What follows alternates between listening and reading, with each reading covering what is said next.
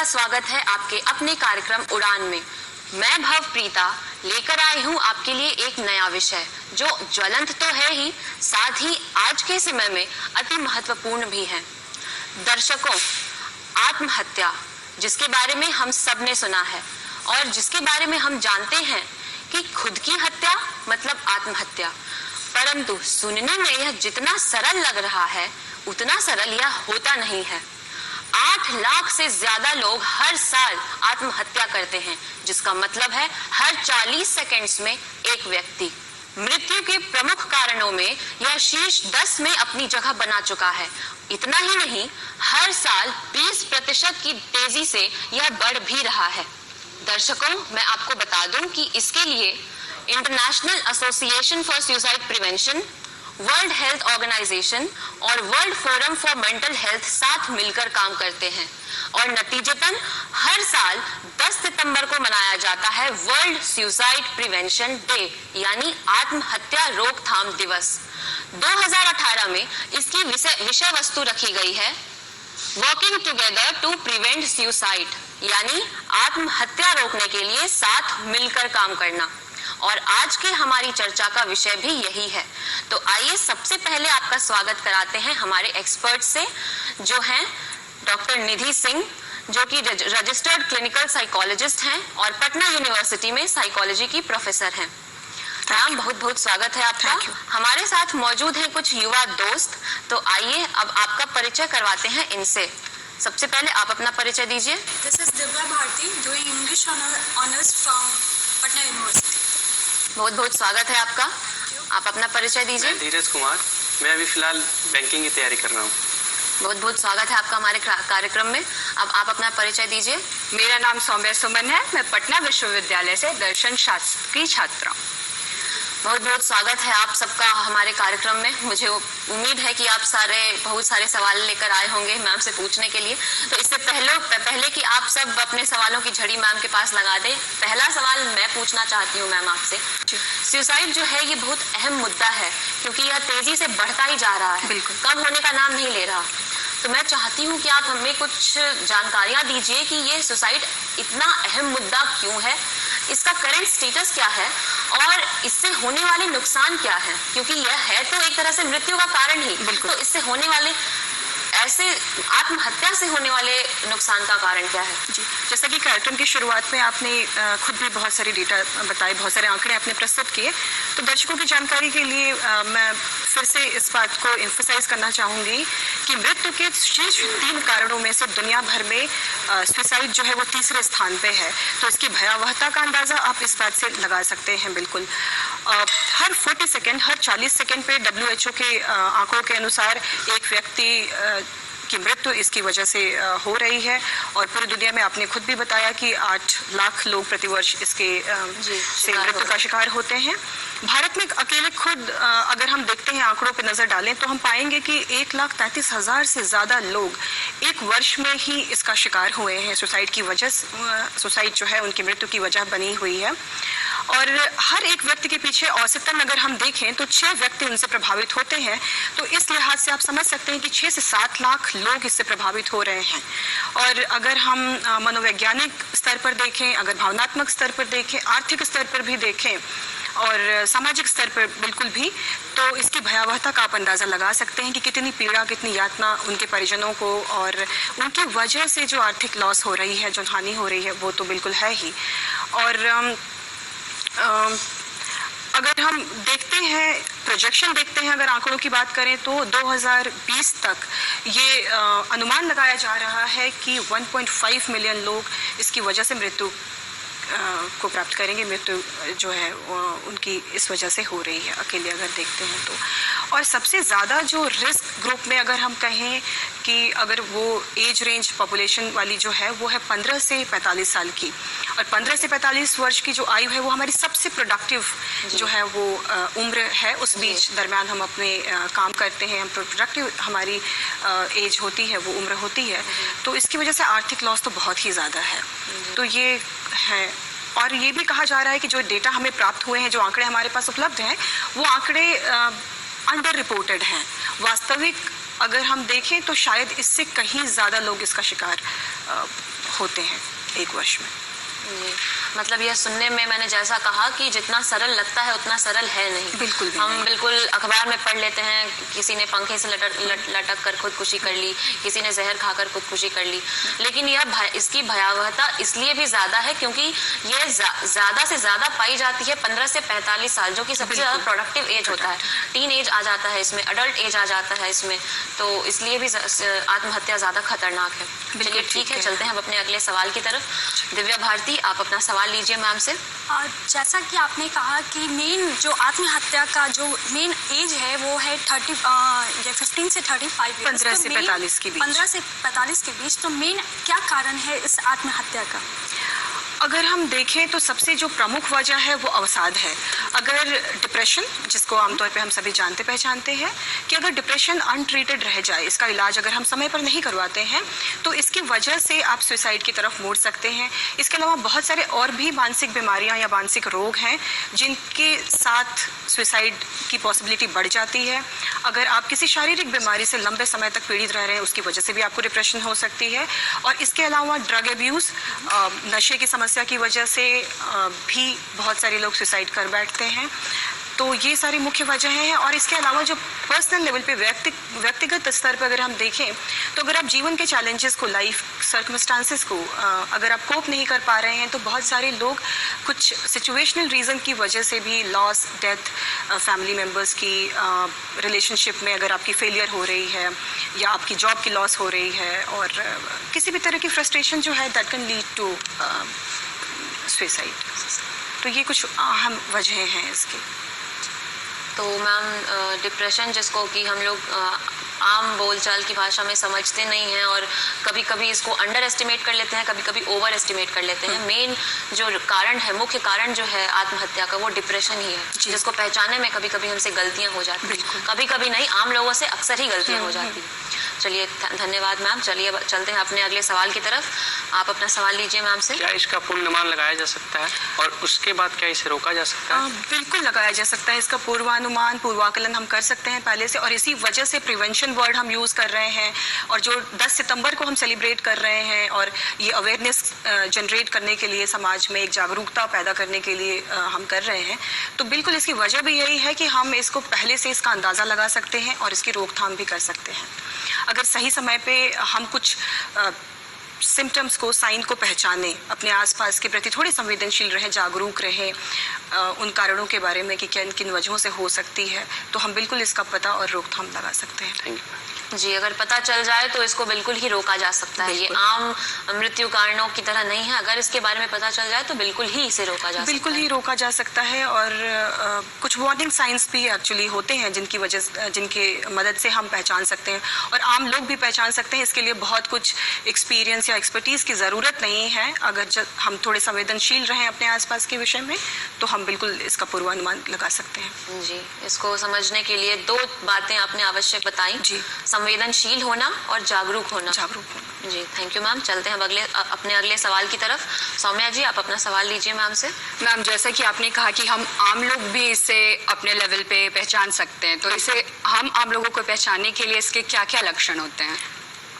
सबसे पहला लक्षण तो यही है कि अगर आपके आसपास ऐसे लोग दिख रहे हैं जो आपको लगता है कि डिप्रेस्ड हैं, जो अवसाद से जूझ रहे हैं, या फिर आप उनके भावनात्मक स्तर पे अगर आप उन्हें देख रहे हैं कि वो दुखी अनुभव कर रहे हैं, बहुत लंबे समय से सैडनेस है और वो आमतौर पे अपने आसपास की जो चीज़ें हैं उसमें अपनी इंटरेस्ट, अपनी रुचि खो बैठे हैं, बहुत ज़्यादा उनके व्यवहार में आप परिवर्तन देख रहे हैं, उनके व्यक्तित्व में अचानक आप कोई बड़ा परिवर्तन देखते हैं कि अचानक उन्होंने खाना बंद कर दिया है या पीना बंद कर दिया है या बहुत ज़्यादा खाना शुरू कर दिया है, बहुत ज़्यादा सोने उठने के पैटर्न में अगर आपको कुछ परिवर्तन दिख रहे हैं।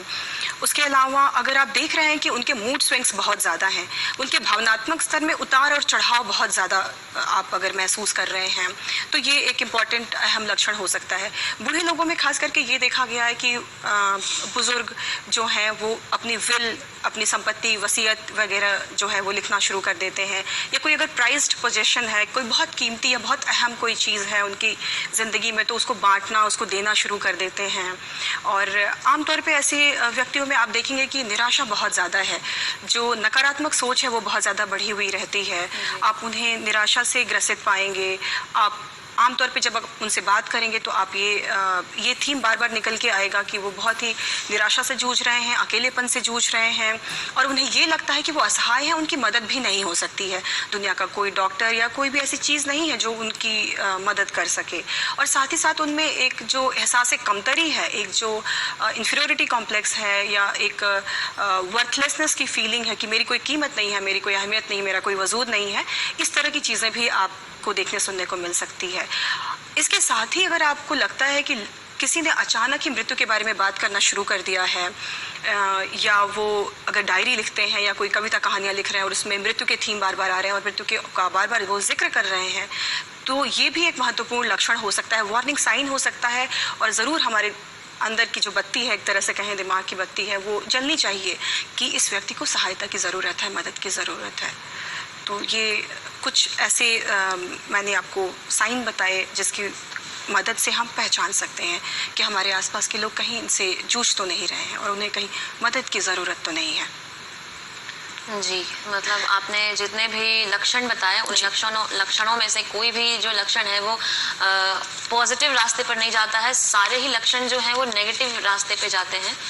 तो मैम, चूंकि आप चिकित्सक मनोवैज्ञानिक भी हैं, तो मैं आपसे इसमें मानसिक स्वास्थ्य की भूमिका जानना चाहूंगी कि आत्महत्या में मानसिक स्वास्थ्य यानी मेंटल हेल्थ, फिजिकल हेल्थ तो हम सब जानते हैं, सुनते हैं, समझते हैं, इसके बारे में काम करते हैं, लेकिन मानसिक स्वास्थ्य की आत्महत्या में कैसी भूमिका होती है? बहुत अहम भूमिका है दरअसल मानसिक स्वास्थ्य की। और ठीक वैसे ही जैसे शरीर के स्वास्थ्य के लिए आप एक्सरसाइज करते हैं, टहलते हैं, व्यायाम करते हैं, अच्छा भोजन लेते हैं, उसी प्रकार से मानसिक स्वास्थ्य यानी आप कैसा महसूस कर रहे हैं, आपकी सोचने समझने की जो क्षमता है, थिंकिंग की स्टाइल है, आपकी जो महसूस करने की जो क्षमता है, आपके जो व्यवहार एक स्तर पे जो चीज़ें हो रही हैं, आप कैसा लोगों के साथ बिहेव कर रहे हैं, बर्ताव कर रहे हैं, चीज़ों को कैसे आप कर रहे हैं, आपकी रुचि कैसी बनी हुई है चीज़ों में, इन सब की एक महत्वपूर्ण भूमिका है। और जिस तरह से फिजिकल इम्यूनिटी हम बढ़ाते हैं, रोग से लड़ने की क्षमता हम तरह तरह के प्रयास करके बढ़ाते हैं ताकि मुसीबत आने पे हमारा शरीर जो है बैक्टीरिया वायरस के प्रभाव से बचा रहे, ठीक बिल्कुल उसी प्रकार से हमें अपने मानसिक स्वास्थ्य की रक्षा के लिए, अपनी साइकोलॉजिकल इम्यूनिटी बढ़ाने के लिए हमें लगातार कुछ प्रयास करने रहते हैं कि हम अपने इमोशंस को कैसे कंट्रोल करें, अपने स्ट्रेस को कैसे मैनेज करें, हम अपने डेली शेड्यूल्स को कैसे ऑर्गेनाइज करें, टाइम को, डेली हैसल्स को, रोज़मर्रा के जो हमारे स्ट्रेस हैं हम उन चीज़ों को कैसे मैनेज करें, हम अपना सोशल सपोर्ट कैसे बढ़ाएं कि हमारे आसपास जो लोग हैं हम उनसे अपनी चीज़ें साझा कैसे करें, शेयर कैसे करें, और हमारी जो तकलीफ़ें हैं उसमें हम उन तकलीफ़ों को लेकर के कहाँ जा सकते हैं, किन से मिल सकते हैं, और हम अपने आसपास अपना एक सपोर्ट बेस क्रिएट करें। तो इस तरह की चीज़ें जो हैं वो मदद करती हैं। और ये एक बैंक की तरह है, जैसे बैंक में आप पैसे डिपॉजिट करते हैं, समय पड़ने पे आप निकालते हैं, उसी तरह से ये आपका साइकोलॉजिकल बफर है, मतलब ये आपकी पर्सनल, आपकी मानसिक पूंजी है जिसको आप इकट्ठा करते हैं। और समय पड़ने पे स्ट्रेस, क्योंकि कॉमन है, हम सभी के जीवन में कुछ न कुछ ऐसे मौके, मोड़ आने हैं जहाँ पे हम लॉस, ग्रीफ, दुख, पीड़ा का अनुभव करेंगे, और उस ऐसे गाढ़े वक्त में ये जो साइकोलॉजिकल पूंजी है, ये हमारी जो व्यक्तिगत मानसिक जो पूंजी है स्वास्थ्य की, वो हमारे काम आती है। तो हमें लगातार इसको बढ़ाने का प्रयास करना चाहिए। जैसे एक एग्जाम्पल जो मैं, एक उदाहरण जो हमेशा देती हूँ वो है कि स्कूल में जैसे कि पीटी की क्लासेस आपने देखी होगी कि बचपन से हम सभी करते आए हैं। बेसिकली वो मुख्य रूप से इस वजह से शायद हुआ करता है ताकि हम अपने शरीर के प्रति जागरूक हो जाएं, शारीरिक स्वास्थ्य के प्रति सचेत हो जाएं। तो उसी तरह के कुछ प्रोग्राम्स ऐसे होने चाहिए स्कूल लेवल पे भी और कॉलेज यूनिवर्सिटी के लेवल पे भी, और इवन जो वर्क प्लेसेस हैं हमारे, जो हमारे काम के जो जगह हैं, वहाँ पे भी लगातार इस बारे में चर्चा भी चलनी चाहिए और कुछ तरीके भी हम उसको इम्प्लीमेंट करते रहें कि हम किस तरह से अपने इस मानसिक स्वास्थ्य को और बढ़ा सकते हैं, बेहतर कर सकते हैं और इसकी देखभाल कर सकते हैं। जी, मतलब हमारा स्वास्थ्य जो होता है वह शारीरिक और मानसिक दोनों होता है। दोनों होता है। शारीरिक स्वास्थ्य पर हम ध्यान दे देते हैं, लेकिन मानसिक स्वास्थ्य के बारे में किसी के जहन में बात भी नहीं आती है। बिल्कुल। शायद ये भी एक कारण है कि जब मानसिक पीड़ा हमें होती है, कोई भी मानसिक परेशानी होती है, तो हम उसको पहचान नहीं पाते हैं क्योंकि हमें जानकारी ही नहीं होती है उसके बारे में। और हम शर्मिंदगी भी महसूस करते हैं कि कैसे हम बोलें कि हमें मानसिक परेशानी है या डिप्रेशन है या हम इस तरह की चीज़ों से जूझ रहे हैं। अगर हमारा हाथ टूटता है, हमें बुखार होती है, हमें कोई शर्मिंदगी नहीं होती है कि हम डॉक्टर के पास जाते हैं, दवा लेते हैं, बताते हैं। लेकिन मानसिक परिस्थितियों में ऐसा नहीं हो पाता है कि हम हेल्प सीख कर पाते हैं और सहायता के लिए जा पाते हैं और सहायता को ले भी पाते हैं। जी, बहुत ही महत्वपूर्ण जानकारी दी आपने। अब मैं चलती हूँ अपने अगले सवाल की तरफ। और मैं बस ये पूछना चाहती हूँ कि जहाँ तक लोग आत्महत्या करते हैं तो ये क्यों करते हैं? लोगों का आकर्षण पाने के लिए या सहानुभूति या कुछ और? बिल्कुल भी नहीं ऐसा है। अगर हम ऐसा कह रहे हैं तो शायद हम असंवेदनशील हो रहे हैं, इनसेंसिटिव हो रहे हैं। कुछ बहुत ही आम तौर पे जो कुछ साधारण मिथ हमारी सोसाइटी में प्रचलन में है, उनमें से ये एक है कि लोग ध्यान आकर्षित करने के लिए ऐसा करते हैं, जबकि ऐसा बिल्कुल भी नहीं है। दरअसल में जो लोग भी ऐसा करते हैं वो ऐसी पीड़ा से गुजर रहे होते हैं और उन्हें लगता है कि ये पीड़ा असहनीय है और there is no end to this pain. इस पीड़ा का कोई अंत नहीं है और बेसिकली वो अपनी पीड़ा को कम करने के लिए और पीड़ा का अंत करने के लिए ये कदम उठाते हैं। और भी इस तरह के कुछ मिथक जो हैं वो व्याप्त हैं समाज में। मिसकॉन्सेप्शंस हैं वो बेसिकली कि लोग ध्यान आकर्षित करते हैं या अगर एक बार किसी ने कर लिया तो दोबारा नहीं करता है, या जो लोग बोलते हैं वो सुसाइड नहीं करते हैं। ऐसा बिल्कुल भी नहीं है, क्योंकि वो थीम है, वो एक सोच है, वो एक आपके विचार, एक माइंडसेट का पूरी खिड़की है वो, जिसके थ्रू आप देख सकते हैं, समझ सकते हैं कि क्या चीज़ें चल रही हैं एक व्यक्ति के अंदर में और किन चीज़ों से वो जूझ रहा है। तो ऐसा कहना बहुत ही इनसेंसिटिव है और आमतौर पे जो चिकित्सा मनोविज्ञान के और साइकियाट्री में हम ये मेडिकल वर्ल्ड में हम ये मानते हैं कि कुछ केमिकल इम्बैलेंसेस जो कि आपके शारीरिक लेवल पे कुछ जैविक परिवर्तन हुए हैं आपके शरीर के अंदर किसी स्तर पर, और साथ में आपके जो पर्सनल और सिचुएशनल सोशल ये सारे फैक्टर्स मिलके, मतलब सिर्फ एक कारक नहीं होता है सुसाइड का, आत्महत्या का, बहुत सारे फैक्टर्स जब एक साथ मिलते हैं तो इंसान उसकी तरफ अग्रसरित हो जाता है।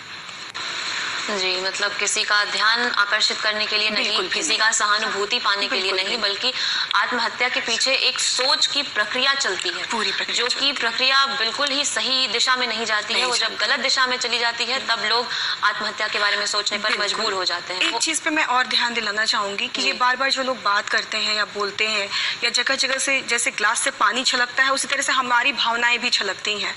तो ये जो स्पिल ओवर है ये उसी का हिस्सा है कि उनकी जो सोच की जो पूरी प्रक्रिया है वो जगह जगह, मतलब ये क्राई फॉर हेल्प है जो वो हमें देते हैं और समाज में शायद हम कई बार चूक जाते हैं उस पूरी क्राई फॉर हेल्प को समझने में। तो शायद ये हमारी जागरूकता की कमी है कि हम ऐसे लोगों को नहीं समय रहते मदद दे पाते हैं। जैसे ग्लास में जो पानी होता है वो जब अस्थिर होता है तब छलकता है, वैसे ही हमारे मन में जब हमारा मानसिक जो कंडीशन है वो जब अस्थिर होता है तब वो भावनाएं छलकती हैं। बिल्कुल बिल्कुल। Thank you ma'am. चलिए अब अपने चलते हैं अगले सवाल की तरफ।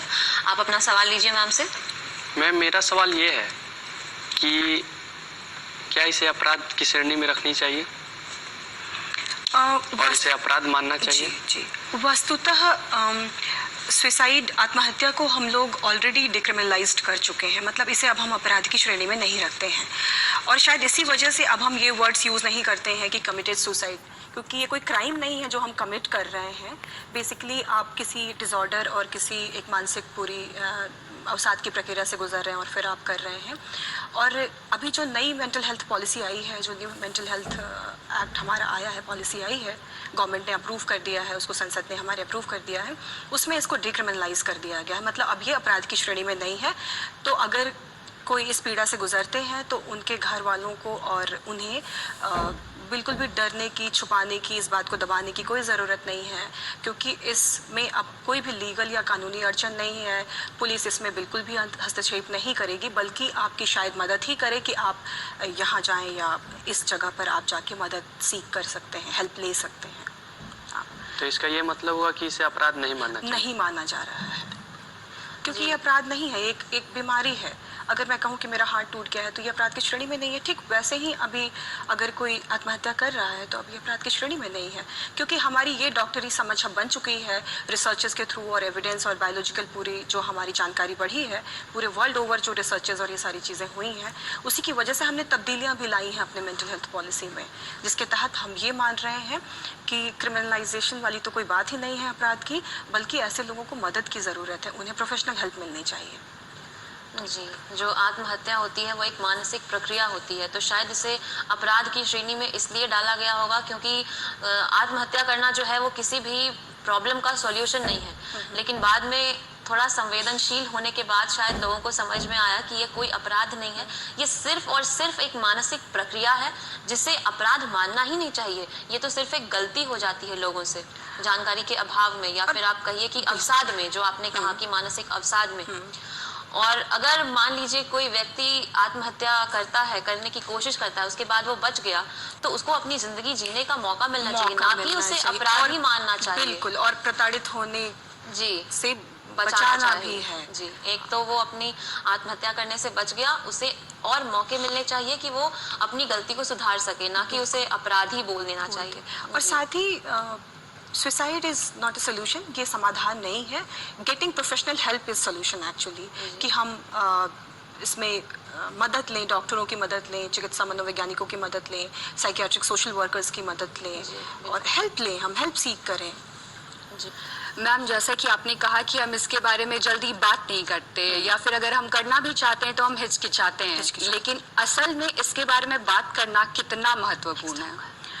बात करना बहुत महत्वपूर्ण है, क्योंकि आप जब बोलते हैं तो आप पूरे मतलब जो शर्मिंदगी है या जो अपराध बोध की भावना है उससे आप बाहर निकलते हैं और आसपास के लोगों को भी एक मौका देते हैं, और साथ में अगर आप प्रोफेशनल हेल्प ले रहे हैं तो आप उन डॉक्टर्स को भी एक मौका देते हैं, एक खिड़की देते हैं वस्तुतः, कि वो उस खिड़की के थ्रू आपके मन को, आपके माइंड सेट को, आपके थॉट प्रोसेस को, आपकी चिंतन शैली को, आपकी सोच को, आपके विचार को, भावनाओं को पूरी तरह से समझ सकें और आप तक अपनी मदद पहुंचा सकें, आपको मदद दे सकें, और आपका जो ये फेज़ है, टेम्परेरी फेज़ है, उस फेज़ से आपको बाहर निकाल सके, ताकि आप अपने मन पे, आप अपनी भावनाओं पे और आप अपने इस व्यवहार पे नियंत्रण ला सकें।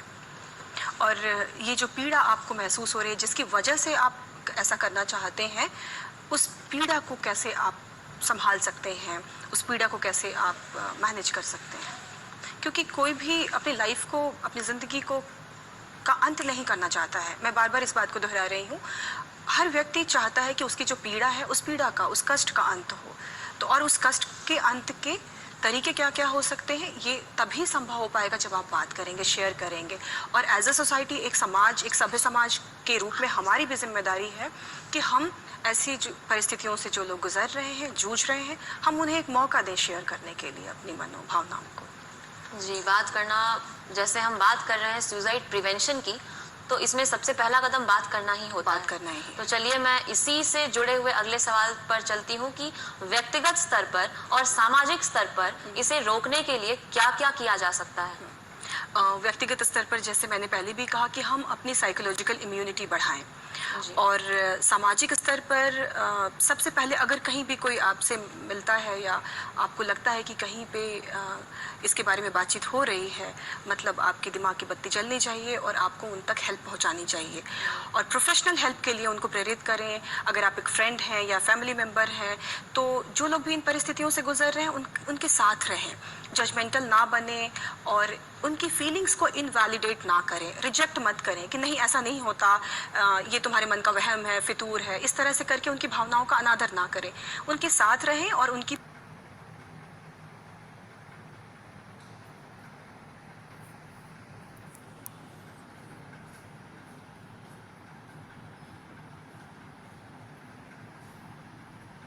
मीडिया की भी इसमें अहम भूमिका मैं मानती हूँ कि मीडिया में जो रिपोर्टिंग होती है वो थोड़ी संवेदनशील हो, और जागरूकता के प्रयास लगातार जारी रहने चाहिए। स्कूल्स में, विश्वविद्यालयों में, कॉलेजेस में, वर्क प्लेसेस पे, और विमेन जो कि हाउसवाइफ भी होती हैं, विमेन मेंटल हेल्थ भी बहुत इंपॉर्टेंट है। एक महिला के तौर पे मैं ये भी बिल्कुल एडवोकेसी करती हूँ इसकी। तो ये हमारी सबकी मिलजुल के एक भूमिका हो सकती है आत्महत्या की रोकथाम की दिशा में। जी, तो आज हमने जाना आत्महत्या के कई भी अनछुए और छुए पहलुओं को, कैसे इससे बचें, क्या क्या इसके साइंस होते हैं, हमारी क्या भूमिका हो सकती है, समाज की क्या भूमिका हो सकती है। और मुझे लगता है कि जो दो मुद्दे निकलकर अभी इस बातचीत में सामने आए हैं, वो दो मुद्दे ये हैं कि हमें संवेदनशील होना होगा। जैसे हम खुद के लिए संवेदनशील होते हैं, वैसे ही हमें हर किसी के लिए संवेदनशील होना होगा, और सामाजिक स्तर पर हमें जागरूक होना होगा। इस आत्महत्या को ना कोई बीमारी समझा जाए, ना कोई अपराध समझा जाए, ये सिर्फ एक मानसिक स्थिति है जिस